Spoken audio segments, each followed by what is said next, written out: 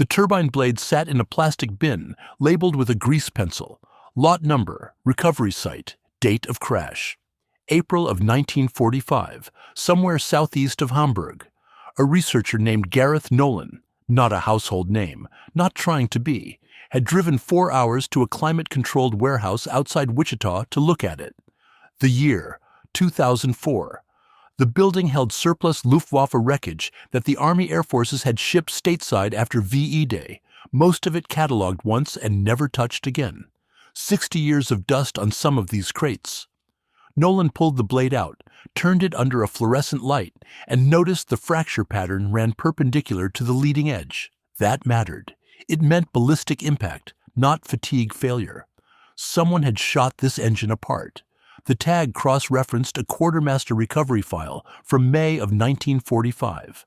Nolan had already pulled that file from the National Archives Annex in College Park. It described a downed Me-262, the Schwalbe, Germany's operational jet fighter, the fastest thing in European skies by a margin that should have made it untouchable, found nose down in a field near Parchim with its port nacelles shredded by 50 caliber rounds. Standard enough. American fighters killed Me-262s with some regularity by late 45, mostly catching them on approach or takeoff when the jets bled speed. But this file connected to a second wreck 3 kilometers east, same day, same unit markings, same cause of destruction, .50 API rounds consistent with American heavy machine guns, and then a third recovery report, logged separately but cross-indexed by a diligent Graves registration sergeant, described another Schwalbe down 7 kilometers northwest, pilot killed, fuselage punctured along the cockpit rail, 3 jets, 1 engagement window. The Graves registration paperwork listed the probable victor as a single P-51 Mustang from the 357th Fighter Group, 9th Air Force.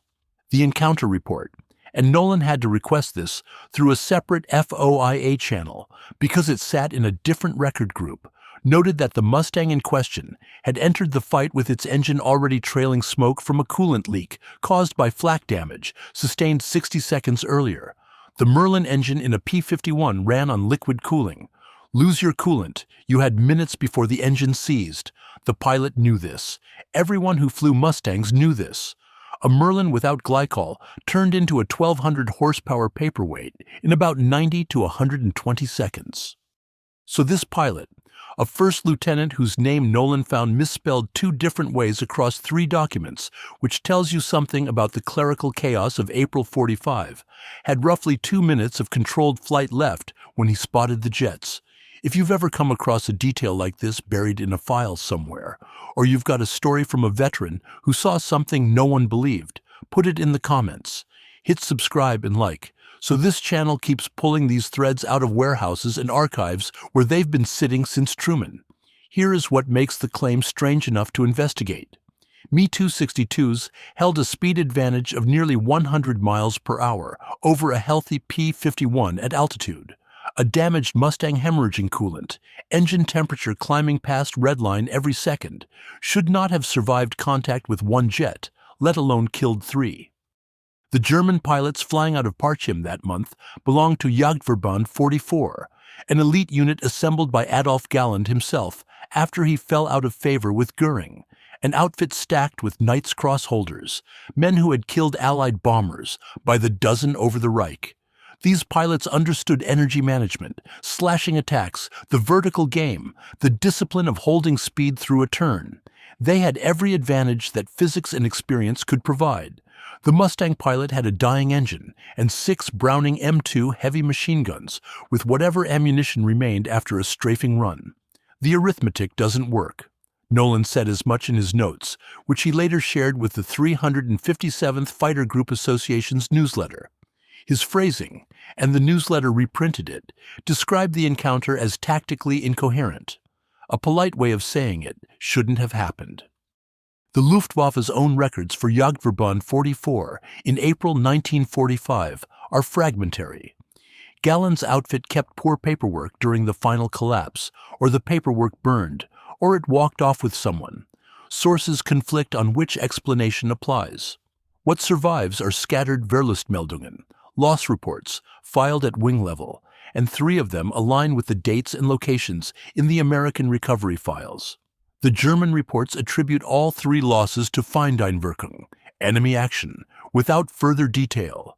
No description of the engagement, no mention of how many attackers, just the bureaucratic German shorthand for something American killed this pilot and broke this aircraft, and we lack the capacity to care about the specifics anymore. To understand how a burning Mustang managed what a healthy one shouldn't have attempted, you have to go back to the spring of 1945, to a Luftwaffe that looked lethal on paper and bled from wounds no turbine blade could fix. The Me-262 should have ended American air superiority over Europe. On paper, nothing in the Allied inventory could touch it. 540 miles per hour in level flight, roughly 120, faster than a P-51D at optimal altitude, 140 faster than a Thunderbolt, and so far beyond a Spitfire Mark 14 that the comparison borders on cruel. 4 Rheinmetall Borsig Mk-108 30mm cannons clustered in the nose, each firing 650 rounds per minute, each round carrying enough high explosive content to blow a structural spar in half with a single hit. One good burst from an Me-262 could fold a B-17's wing like cardboard. 2 Junkers. Jumo 004B turbojets, axial flow design, generating roughly 1,900 pounds of thrust apiece. The acceleration above 400 miles per hour felt unlike anything piston-powered. German test pilots who transitioned from the Bf-109K described the sensation as being shoved forward by a hand that never let go. The thrust didn't taper with altitude the way a supercharged Daimler-Benz did. At 30,000 feet, where Merlin engines gasped and manifold pressure dropped, the Jumo turbines kept pulling. That performance gap created a specific psychological condition among the first Luftwaffe pilots to fly the Schwalbe operationally. They believed, with reason, that they had become functionally immune to interception. General Major Adolf Galland, who had commanded Germany's fighter forces before his political exile to J544, flew the 262 for the first time in May of 1943 at Lechfeld. His reaction entered Luftwaffe folklore. He told Erhard Milch it felt like angels were pushing the aircraft. The quote has been repeated so often it's become wallpaper, but the operational implication underneath it matters more than the poetry. Galland immediately grasped that a pilot in this machine could choose when to fight, when to brake, and when to re-engage. No Allied fighter could dictate terms to it. The 262's pilot owned the geometry of every encounter, or so the theory went. The technical section first, then the explanation of why it all failed. The Mk-108 cannon fired a 30mm Minengeschoss, a mine shell, developed originally for the MG-151/20 used in earlier fighters. The 30mm version weighed 330 grams and carried roughly 85 grams of hexagen-based explosive filler. For comparison, the American M2 Browning fired a 50 caliber round weighing about 46 grams with no explosive content in the standard ball loading, relying entirely on kinetic energy, and, in the API variant, a small incendiary charge. A single Mk-108 round delivered roughly 7 times the mass and added chemical energy on impact. Against a 4-engine bomber with no armor worth mentioning on its wing structure, this meant catastrophic damage from firing distances well beyond effective 50 caliber range. German tactical guidance for 262 units recommended opening fire at 600 meters and breaking off at 200, a window so brief that the closing speed made it almost impossible for bomber gunners to track the attacker. The B-17's defensive guns, 13 50 calibers arranged in overlapping fields of fire, had been designed to defeat fighters approaching at closure rates of maybe 50 to 80 miles per hour. The 262 blew through that defensive envelope at a closure rate north of 200. The airframe itself ran ahead of its engines in every meaningful way.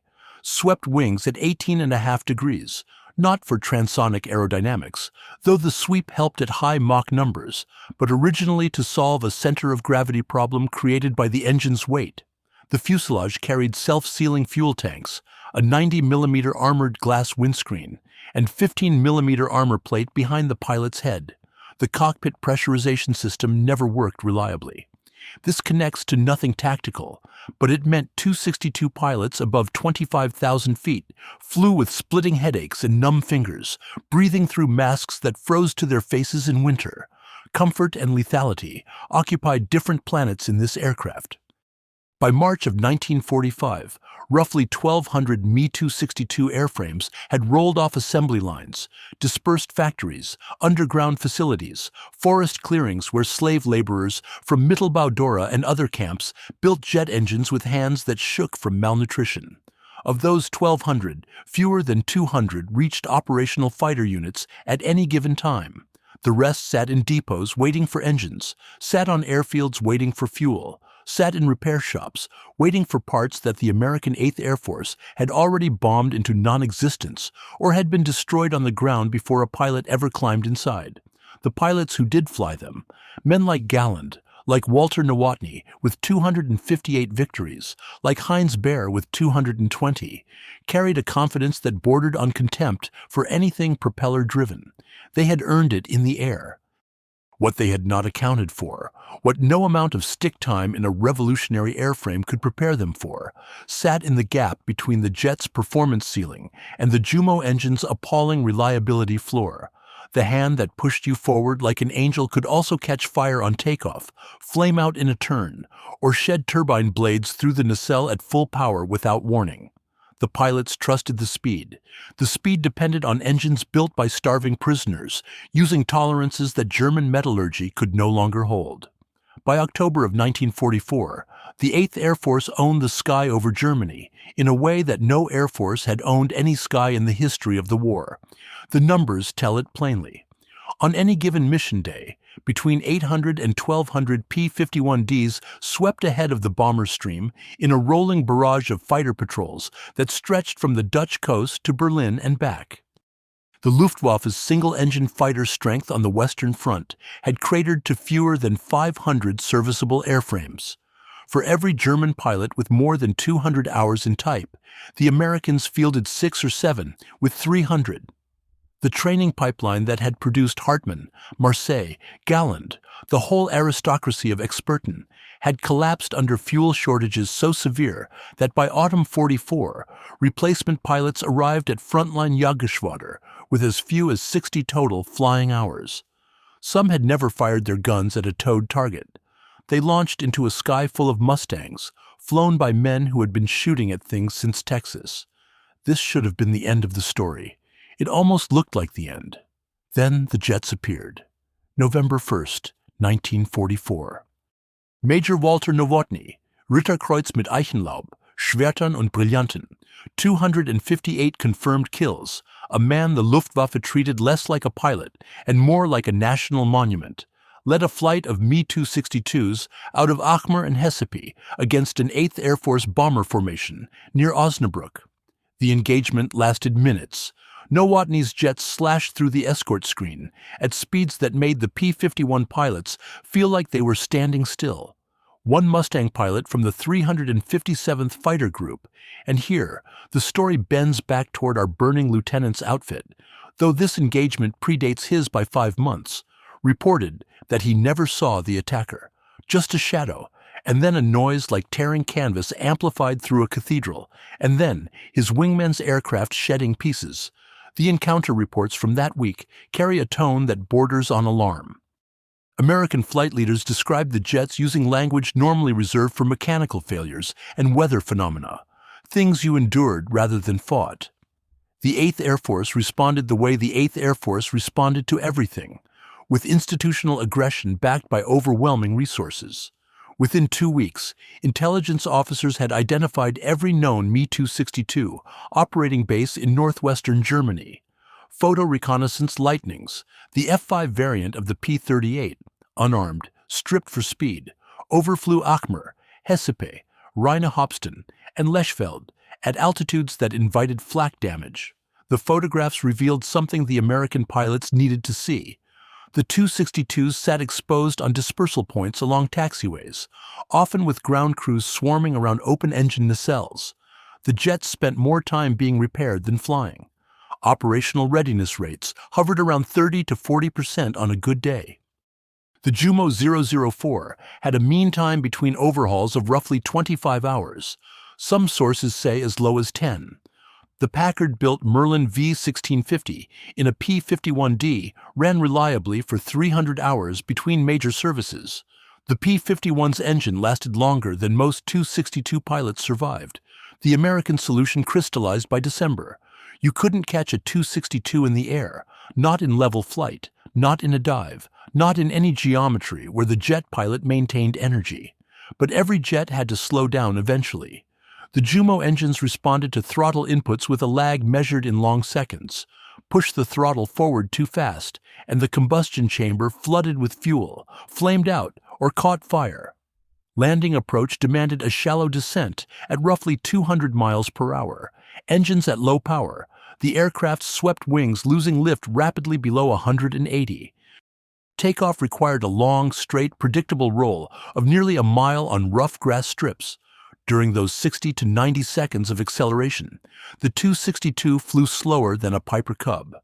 The P-51 Mustang's serial number format followed a -NA convention, indicating North American aviation's plant of origin. Inglewood-built airframes carried a -NA 104 suffix by the D-25 block. Dallas-built frames used -NT. This connects to nothing about the combat, but it means the provenance of every Mustang that killed a jet can be traced to a specific building in a specific California or Texas town, where a specific riveter, statistically likely a woman, put it together. 8th Air Force fighter groups began flying dedicated Sturmjäger patrols, the Americans borrowing a German term with full irony, orbiting known jet bases at 12 to 15,000 feet, waiting. The tactic required patience and fuel. Mustangs carried enough internal fuel for roughly 4.5 hours at cruise power, and the drop tanks the logistics chain provided in apparently infinite quantity extended that to over 6, so they waited. When a Tu-62 committed to its landing pattern, gear down, flaps extended, engines throttled back to idle, the Mustangs rolled in from above. The jet's speed advantage vanished. Its 30mm cannons pointed wherever the nose pointed, and the nose pointed at a runway threshold. The pilot's attention locked on airspeed and sink rate, on holding the alignment. He had become a target. 5 days after Nowotny's jets rattled the 8th Air Force over Osnabrück, a 21-year-old captain from Hamlin, West Virginia, climbed into a P-51D at Leiston Airfield, Suffolk, and flew a sortie that proved the vulnerability theory correct before anyone had written it into doctrine. November 6, 1944. Schuck Yeager, 363rd Fighter Squadron, 357th Fighter Group, had already made ace on October 12th by downing 5 Bf-109s in a single engagement. The encounter report from that mission reads like a man describing a morning commute. Brief sentences, no adjectives. Yeager wrote the way he flew, direct, stripped of anything that didn't serve the immediate problem. His commander, Colonel Erwin Dragon, noted in a personnel evaluation that Yeager possessed eyesight so acute it bordered on a medical anomaly. He could spot aircraft at distances where other pilots saw empty sky. The records don't specify whether anyone tested this formally. Yeager himself attributed it to growing up hunting squirrels in the Appalachian hardwoods, where a twitch of gray fur against gray bark at 60 yards meant dinner or no dinner. On the 6th, his flight of 4 Mustangs swept ahead of a bomber formation, heading towards synthetic oil targets near Minden. The weather sat low. Broken clouds at 8,000 feet, visibility underneath maybe 5 miles. Yeager's flight dropped below the cloud deck near Osnabrück and ran directly into a formation of 22 Bf-109s, climbing in loose pairs toward the bomber stream. The Germans hadn't seen the Mustangs yet. They held a steady climb at maybe 240 miles per hour, noses up, energy committed to gaining altitude. Yeager's 4 Mustangs carried an 8,000-foot altitude advantage and the sun behind them. The engagement lasted roughly 4 minutes. Yeager rolled into the formation from their 7 o'clock high, fired a 3-second burst into the trailing pair, and watched the left wingman shed his canopy and bail. The right wingman broke hard left, directly into Yeager's second burst, strikes along the fuselage from wing root to tail. The 109 rolled inverted and went straight down. Jaeger pulled through, picked up a third 109 attempting a split S, and caught him at the bottom of the maneuver when the German pilot pulled too hard and bled airspeed to nothing. A short burst into the engine cowling produced a stream of white glycol vapor and then black oil smoke. That pilot bailed somewhere over the Teutoburg forest. 3 kills in under 2 minutes. Jaeger's wingman, Lieutenant Chester O'Brien, had accounted for a fourth. The remaining 109s scattered into the cloud layer. Jaeger's gun camera footage, later reviewed at Leiston, showed that his firing passes lasted between 1 and 3 seconds each. He used roughly 60 rounds per gun per kill. The M2 Browning carried 280 rounds per gun in the Mustang's inboard positions, fewer in the outboard. Jaeger still had ammunition. What happened next matters more than the 5 kills combined. Jaeger's flight continued northeast toward Assen in the Netherlands, still below the clouds, fuel state comfortable, scanning for stragglers. At approximately 13:30 hours, and the encounter report pins this time with unusual precision, suggesting Jaeger checked his watch. He spotted an aircraft on a long, shallow approach toward a grass strip below. The shape registered wrong. No propeller disc. The silhouette carried its engines underslung beneath swept wings. Jaeger had never seen an Me-262 in flight. He had seen recognition photos pinned to the briefing room wall at Leiston. The silhouette matched. The jet descended through roughly 1,000 feet on a heading that put it broadside to Jaeger's position at his 10 o'clock low. Gear appeared to be extending, airspeed, and Jaeger could only estimate this from closure rate, somewhere around 200 miles per hour, maybe less. The Jumo engines produced no visible exhaust trail at low power, just a faint heat shimmer that Jaeger later described as looking like the air above a road in summer. He rolled in from 5,000 feet, dove at a 40-degree angle, and lined up a deflection shot from the jet's 4 o'clock. The 262 pilot either didn't see him or saw him too late. Jaeger opened fire at approximately 300 yards. The 6 Brownings hammered for maybe 2 seconds. Strikes sparkled along the left nacelle and wing root. The jet's left engine erupted in a tongue of orange flame. The Jumo's thin-walled combustion chambers and J2 fuel, igniting instantly under 50 caliber API impact. The 262 rolled left, nose dropped, and hit the ground short of the runway in a fireball that the encounter report describes as producing a column of black smoke visible for 15 miles. Jaeger pulled off, climbed back into the cloud base, and flew home. 6 confirmed victories in one sortie. The last one happened to be a jet. His encounter report devoted exactly the same number of sentences to it as to each of the piston engine kills. The 262 entry carried no special emphasis and no acknowledgement that he had just demonstrated something that would reshape fighter tactics for the final 6 months of the European Air War. Bureaucracy recorded the revolution in the same font as the routine. So why didn't every American fighter pilot simply do what Jaeger did? The answer sat in the gap between instinct and organization.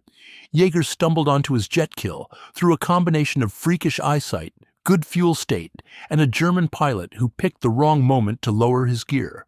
It worked because Jaeger made it work. But the 8th Air Force couldn't build a strategy around hoping Chuck Jaeger happened to be in the neighborhood. What Brigadier General William Kepner needed, and what his staff at 8th Fighter Command began constructing in December of 1944, turned individual luck into industrial process.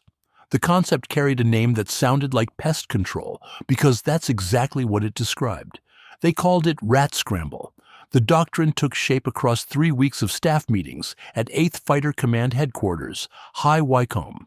Intelligence had compiled a target list, every confirmed or suspected Me-262 operating field in the Reich: Achmer, Hessepe, Rheine-Hopsten, Parchim, Brandenburg-Brest, Lechfeld, Munich-Riem.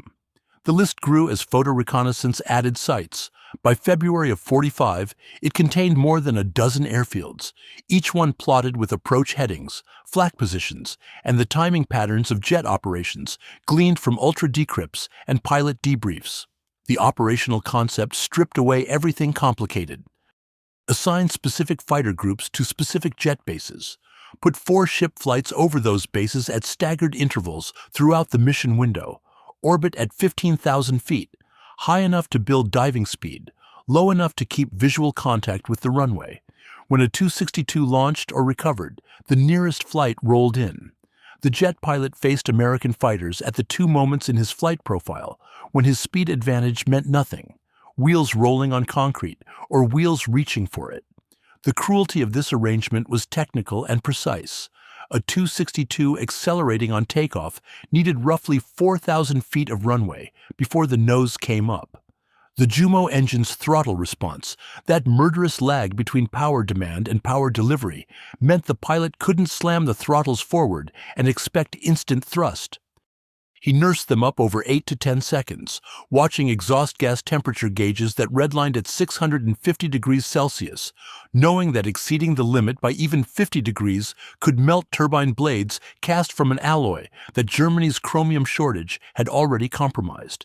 During that takeoff roll, the 262 moved at speeds between 0 and 120 miles per hour. A P-51 diving from 15,000 feet arrived at the runway threshold doing 400. The math produced outcomes that German commanders found intolerable. General Lieutenant Karl Kohler, the Luftwaffe's last chief of general staff, described the airfield situation in terms that the FMS interviewer recorded without comment. Kohler said his jet units had become prisoners of their own bases. Prisoners of their own bases. The German leadership grasped this too late. The 262's performance envelope created a paradox. The faster the jet flew at altitude, the more vulnerable it became near the ground. Speed in cruise meant nothing if reaching cruise speed required 90 seconds of defenseless acceleration. The Americans had identified the one problem the Messerschmitt engineers couldn't solve with aerodynamics or armament.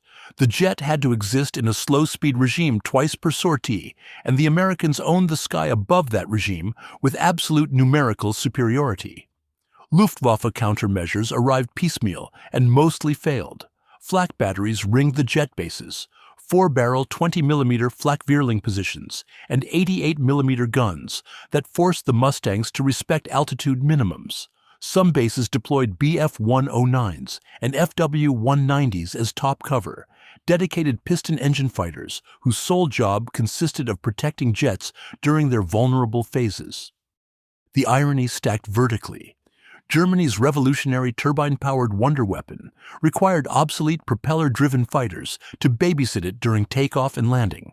Those same piston fighters, already outmatched by Mustangs in every performance category, now had to fight outnumbered over a fixed point that the Americans knew they'd defend. Predictable defenders over a known position against an attacker with numbers, fuel, altitude, and initiative. Every tactical advantage flowed one direction. By March of 1945, the Rat Scramble patrols had reshaped the air war's geometry in ways the raw kill numbers understate. German jet sorties declined not because the aircraft broke, though they did constantly, but because commanders hesitated to launch them into a sky they knew contained hunters circling overhead. Mission planning at Jagdgeschwader 7 and Jagdverband 44 began revolving around a question that no jet designer had anticipated. Can we get this aircraft off the ground and back without losing the pilot before he reaches fighting speed? The answer, increasingly, involved dawn launches and dusk recoveries, timed to exploit low-light conditions when Mustang pilots struggled to distinguish a 262's silhouette against darkening terrain. Dispersal to satellite strips with no proper facilities, accepting that some days the jets simply could not fly. The weapon designed to sweep American bombers from German skies now sat in its revetment, engines cold, while the bombers passed overhead unmolested. Actions leading to opposite of intended result, the defining pattern of the Luftwaffe's final months. The oil pressure gauge read 0, not low, 0. The needle sat flush against the left peg, and the glass face had cracked from a fragment that entered somewhere behind the cockpit armor plate and ricocheted through the instrument panel before embedding in the throttle quadrant. First Lieutenant Joe Peterburs, 357th Fighter Group, noticed the crack before he noticed the reading. The human eye finds broken glass before it finds bad numbers. By the time the number registered, the Merlin had already told him the same story through vibration. A deep, arrhythmic shudder transmitted through the airframe, into his seat, into his spine, into the back of his teeth and the bones behind his ears. An engine losing oil pressure doesn't announce itself politely. It grabs you by the skeleton. April 10th, 1945. Peterburs had taken flak damage over an airfield complex southeast of Hamburg during a Rat Scramble patrol. A 20-millimeter round, possibly two, had punched through the belly scoop and opened something in the Merlin's oil system. Glycol temperature climbed. The exhaust stacks on the right side glowed cherry red in a way they shouldn't have in daylight. Smoke, not the thin white wisp of a minor leak, but a thickening gray rope of atomized oil hitting hot metal, streamed from beneath the cowling and whipped past the canopy in a smear that forced Peterburs to fly with his head cocked left to see forward. His aircraft had maybe 5 minutes of engine life remaining, probably less. Any rational pilot would have pointed the nose west, gained altitude for a bailout, and let the Mustang die where it fell. Peterburs stayed. Below him, on approach to the airfield he'd just been strafing, a 262 settled into its landing pattern, gear extending, flaps deploying in segments. The jet's nose pitched up slightly as it decelerated through 180 miles per hour. That critical threshold, where the swept wing began losing lift and the pilot's world narrowed to airspeed, altitude, and the runway numbers. The pilot in that cockpit carried 206 confirmed victories across the eastern and western fronts. Oberleutnant Walter Schuck, Jagdgeschwader 7, had survived 4 years of air combat against Soviet, British, and American opponents. He had shot down at least 4 heavy bombers in the 262 during the preceding weeks. On this approach, his 30mm Mk-108 cannons pointed at a grass threshold, and his attention belonged to the instrument panel. The German word for the sound a Mustang's propeller makes at high RPM in a dive is not recorded in any lexicon. This connects to nothing useful, but the Luftwaffe had no standardized terminology for propeller-driven threats during jet landing procedures. Their tactical manuals simply hadn't caught up to the reality that the most dangerous moment in a 262's flight occurred within sight of its own flak batteries. Peterburs rolled in from Schuck's 5 o'clock high. The dive angle put the smoking Mustang almost directly above the jet's blind spot, behind and above the tail, where the 262's cockpit framing blocked rearward visibility. Peterburs closed the distance in seconds. His Merlin hammered unevenly, oil-starved cylinders misfiring in a sequence he could feel through the rudder pedals as torque fluctuations yawed the nose. He corrected with right rudder, put the gunsight pipper ahead of the jet's nose, and pressed the trigger. The Brownings fired. Strikes walked across the 262's fuselage from the right nacelle forward through the cockpit area. Schuck's jet shuddered, rolled, and Schuck, reacting with 4 years of combat instinct compressed into a fraction of a second, blew his canopy and ejected from an altitude the encounter reports list as roughly 300 feet. His parachute opened with almost no margin. He landed hard in a field adjacent to the runway, injured but alive. The 262 cartwheeled into the airfield perimeter and burned. Peterburs pulled off the target into a climbing left turn. His engine seized 11 seconds later, a detail he reported with the specificity of a man who counted every remaining heartbeat that Merlin gave him. The propeller windmilled to a stop. The smoke ceased because there was no longer oil to burn. He glided west in sudden, absolute silence, just wind noise and the creak of cooling metal, and belly-landed in a field near Allied lines. The Mustang's fuselage buckled on impact. Peterburs walked away from the wreck, hitched a ride on a supply truck, and returned to his unit. A burning aircraft flown by a lieutenant with no particular fame had just shot down one of the Luftwaffe's most decorated surviving aces. Schuck, in his post-war account, described the engagement with the clinical brevity of a man who understood exactly what had happened. He never saw the Mustang. He heard the impacts. The aircraft he trusted to outrun anything in the sky had been killed by something that should have already fallen out of it. The American system had produced a pilot willing to fight in a dying machine, and a machine sturdy enough to fight while dying. Schuck's 206th victory was his last empowered flight, 564. That's the number of Me-262s the Luftwaffe accepted from factory floors between January and April of 1945, according to Reichsminister Speer's production records he handed over with the meticulous cooperation of a man building his defense at Nuremberg before the trial began. 564 airframes, engines, canopies, landing gear, 30mm cannon, all bolted together by labor forces, working under conditions the production files describe with bureaucratic detachment, and the Nuremberg prosecutors described differently. 564 jets entered Luftwaffe inventory in the final 4 months of the European Air War. The number that achieved operational sortie status on any given day in that period rarely exceeded 50. On most days, fewer than 30 flew.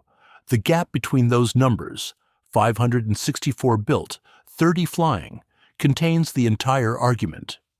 German engineering produced a jet fighter that could exceed 540 miles per hour in level flight. American strategy made the number irrelevant. The FMS studies compiled after the war read like an autopsy performed by the patient. General Major Dietrich Peltz, who commanded the jet bomber operations, told his American interrogators that the 262's combat record amounted to a technical success wrapped inside an operational catastrophe. He used the word catastrophe, his word, not mine. The aircraft performed. Everything around the aircraft failed: fuel supply, engine durability, pilot training, airfield defense, the ability to simply get the machine into the air and back without losing it to a Mustang circling overhead like a vulture that had read the schedule. Peltz described watching jets taxi to the runway at Rheinhopsten, while his operations officer tracked American fighter sweeps on the plotting board and tried to find a window, sometimes as narrow as 4 minutes, between Rat Scramble patrols. 4 minutes to launch, climb, and accelerate past the speed where a diving P-51 could catch them. Some days, the window never opened. The jets sat. Fuel evaporated from tanks that leaked through seals made from synthetic rubber that German chemistry could no longer formulate correctly. Tires cracked, batteries drained. Pilots played cards in dispersal huts and listened to the sound of Merlins at 15,000 feet, orbiting, patient, fed by a logistics chain that stretched unbroken across the Atlantic to factories in Hartford and Detroit that had never heard a bomb fall. The kill-to-loss ratio tells the rest. Jagdgeschwader 7, the primary 262 interceptor unit, claimed roughly 220 Allied aircraft destroyed between November 1944 and May 1945. Sources conflict on the exact figure. Some German tallies run higher, some Allied records run lower, and the fog sits thick over the final weeks when record-keeping collapsed alongside everything else. Against that number, JG-7 lost approximately 120 jets to all causes: combat, accidents, mechanical failure, flak, friendly and otherwise, strafing attacks on parked aircraft, pilots killed, captured, wounded, or simply absent, without explanation in units where administrative discipline had ceased to function. 120 losses for 220 claims produces a ratio below 2 to 1. For context, the Luftwaffe's own planning documents from 1943 assumed that a viable air defense required a minimum kill ratio of 4 to 1 against heavy bomber formations. The 262 didn't meet the Luftwaffe's own standard for effectiveness, and it fell short not because the aircraft lacked capability, but because the Americans had built a system: Rat Scramble patrols, escort saturation, airfield suppression, relentless pressure at every altitude and every phase of flight, that neutralized capability before it could become combat power. Oberst Johannes Steinhoff, who flew 262s with Jagdverband 44 under Adolf Galland and survived a takeoff crash that burned away most of his face on April 18th of 45, put the situation in terms that landed harder than any statistic. In his post-war writing, he described the experience of strapping into the fastest fighter in the world and feeling not superiority, but dread. Dread of the takeoff roll, dread of the return approach, dread of the moment when 600 miles per hour bled down to 150, and the Mustangs materialized from the clouds above his base like something automated, something that didn't tire or run low on fuel. Steinhoff had flown the Eastern Front and the Mediterranean before transferring to Defense of the Reich operations. He'd fought the RAF, the Red Air Force, the VVS, the USAAF. His assessment carried the weight of a man who had measured every Allied air force against the Luftwaffe and arrived at a conclusion he didn't enjoy reaching. The Americans, he acknowledged, didn't just outfight the Luftwaffe. They made fighting irrelevant. They turned air combat into an engineering problem and solved it with resources no European nation could match and an organizational patience that German tactical brilliance couldn't outrun. The jet that should have saved the Reich instead proved, in the starkest possible terms, that the Reich had nothing left worth saving. Not because Germany lacked genius, but because genius without gasoline, chromium, ball bearings, trained pilots, and safe runways is just a fast airplane waiting to get shot on approach by a 22-year-old from West Virginia in a propeller-driven fighter that cost a third as much. Munich, 2005. A hotel conference room with bad carpet and fluorescent lighting that made everyone look slightly dead. A German aviation historian named Hans-Peter Dabrowski had spent 3 years arranging this meeting through letters, phone calls, and the kind of patient detective work that academic researchers perform for reasons their funding agencies never fully understand. On one side of a table sat Joe Peterburs, 82 years old, retired, living in Minnesota. On the other sat Walter Schuck, 84, living in southern Germany. The last time these two men had occupied the same airspace, one of them was on fire and the other was about to be. Schuck extended his hand first. The encounter report from April 10, 1945, sat in a manila folder between them. Dabrowski had sourced it from the 357th Fighter Group's records at the National Archives. Schuck had never read it. He'd spent 60 years knowing only what his body remembered. The hammer of 50 caliber rounds through aluminum, the bang of the canopy charge, the jolt of the ejection seat, the ground arriving faster than it should have. Now he held a typed sheet that described the event from the other cockpit. Oil pressure 0, engine seizing, smoke obscuring forward visibility, and the document changed something in the way he carried the memory. He told Dabrowski that he'd always assumed the American who shot him down had been flying a healthy aircraft with full ammunition and the luxury of choice. Learning that Peterburs attacked in a machine that had minutes to live, that the Mustang's engine froze 11 seconds after the trigger pull, produced a reaction Dabrowski described in his correspondence as prolonged silence, followed by a single German word he declined to translate in print. They became friends. Not the performed reconciliation of former enemies that television documentaries manufacture for emotional effect, but an actual correspondence. Letters, then emails when Schuck's grandson taught him how, then phone calls on birthdays. Peterburs sent Schuck a model of a P-51D in 357th Fighter Group markings. Schuck sent Peterburs a photograph of himself standing next to a restored 262 at the Deutsches Museum, grinning with the uncomplicated pleasure of an old man looking at something that almost killed him and finding it beautiful anyway. The turbine blade from the Kansas warehouse, lot number, recovery site, date of crash, belongs to a different aircraft than Schuck's. The records don't connect them, but the blade and the handshake in Munich exist in the same story because they answer the same question. Germany built the fastest fighter of the Second World War. The United States built a system that made speed irrelevant. The 262's Jumo turbine blades, forged from an alloy weakened by chromium shortages, cracked after roughly 25 hours of operation. The Mustang's Packard-built Merlin ran for hundreds of hours between overhauls, using materials sourced from supply chains that no bomb could reach. One nation solved the problem of jet propulsion. The other nation solved the problem of war. The standard telling leaves something out. After 1945, every major air force on Earth studied the 262 and concluded that jet fighters represented the future. The Americans agreed. Within 3 years, the U.S. Air Force had transitioned almost entirely to jet-powered combat aircraft.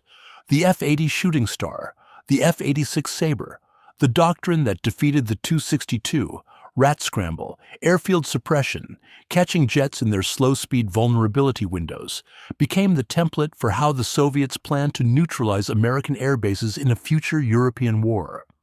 Soviet tactical aviation doctrine, through the 1950s and 60s, emphasized airfield attack as a first strike priority. Runways, taxiways, fuel storage, maintenance facilities. The Americans had demonstrated over German jet bases in 45 exactly how to ground an air force without destroying its aircraft in the air. The Soviets took notes. They built an entire generation of tactical missiles and strike aircraft around the principle that the best way to kill a jet is to kill its runway. The defense the Luftwaffe improvised too late. Flak rings, piston engine top cover, dispersal to satellite fields, became, in evolved form, the standard NATO airfield defense posture for the Cold War. Hardened aircraft shelters, rapid runway repair teams, combat air patrols over home bases, buried fuel lines running to dispersed revetments. The alliance spent 40 years and billions of dollars defending against a threat model the Americans themselves had invented over Rhine-Hopsten and Parchim in the spring of 45. Peterburs died in 2009, Schuck in 2015. Dabrowski published his account of their meeting in a German aviation journal with limited circulation. The encounter report still sits in the National Archives, College Park, Maryland. Record Group 18, 8th Air Force Combat Claims. 1 page, typed, carbon copy. The relevant line reads, 1 Me-262 destroyed, air-to-air, pilot observed to bail out. It mentions nothing about the oil pressure, the 11 seconds, or the fire. 1 burning Mustang, 1 206 Victory Ace, 11 seconds of engine life remaining. The numbers close the file.